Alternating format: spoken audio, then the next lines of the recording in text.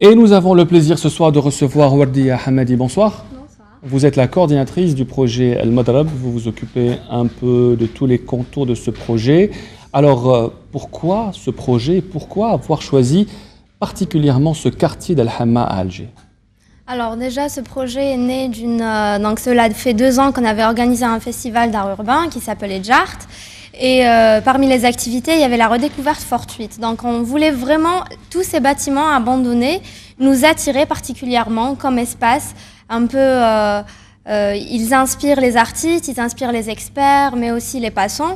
Et du coup, le fait qu'on a choisi le Hamma comme quartier, parce que c'est un ancien quartier industriel, mais aussi il y a un tissu urbain assez complexe. Il y a beaucoup, donc c'est un quartier populaire donc il y a beaucoup d'habitations, et aussi c'est un quartier historiquement très riche. Voilà. On vous a laissé facilement investir les lieux. Est-ce qu'il y a eu des accords avec la PC, avec la wilaya, avec la commune? Comment ça s'est fait exactement? Comment avez-vous approché les autorités pour qu'on vous laisse faire?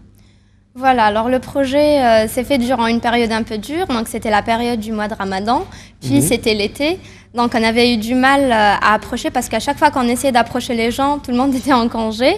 Mais voilà, donc on a approché la mairie de Belwizdad. À chaque fois qu'un bâtiment nous intéressait, on essayait de chercher son histoire, à qui il appartenait. Donc bien sûr, on est allé voir la direction des domaines, on est allé voir l'OFARES, plusieurs institutions, pour avoir des informations.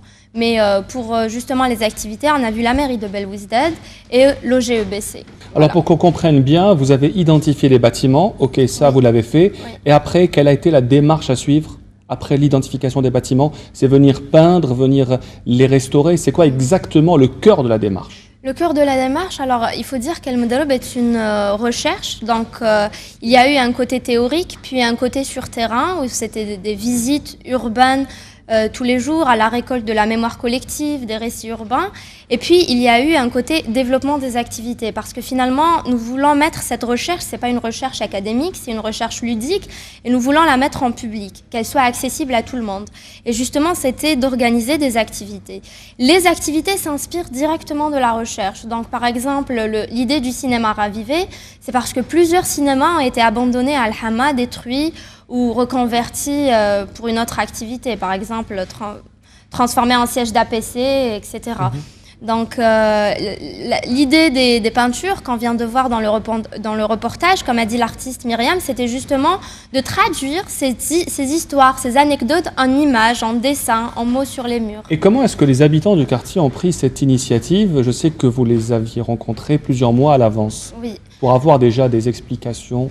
Donc c'est vrai, au début on ne comprenait pas pourquoi on venait tous les jours les voir et tout. C'était des fois des rencontres dans un café, c'était durant le mois de Ramadan on nous invitait à prendre un thé le soir. Mais après ils ont compris l'intérêt qu'on portait vraiment, et je pense qu'aujourd'hui avec les activités, ils viennent nous voir, ils ont vraiment compris qu'il y avait eu quelque chose qui se passait et qui avait un certain intérêt. Alors, expliquez-nous à présent le programme actuel, ou ce qui reste un peu du programme, parce que le Madrab, ça a déjà commencé il y a quelques jours. Donc, ça a commencé le 14, juste après les fêtes de l'Aïd. Donc, aujourd'hui, il y a eu... Donc, les graffeurs continuent de faire leur peinture. Il y a le cinéma ravivé, donc aujourd'hui c'était la projection du chantier A, et demain le film de Hassan Farhani, Ferrassi Rond-Point, donc à partir de 18 h. Puis il y aura la table ronde. Alors là, on a voulu vraiment avoir différentes personnes de différents backgrounds pour discuter vraiment du sujet. Donc il y aura architectes, experts, artistes, la mairie de Belwizdad, etc.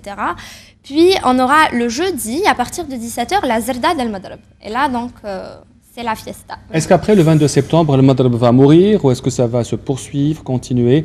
Allez-vous choisir un autre Madrab peut-être, non? Voilà. D'ailleurs, le nom du projet était pour cela, donc, parce que le Madrab c'est défini et en même temps indéterminé à la fois, donc c'est pour que le lieu soit ici et partout en même temps.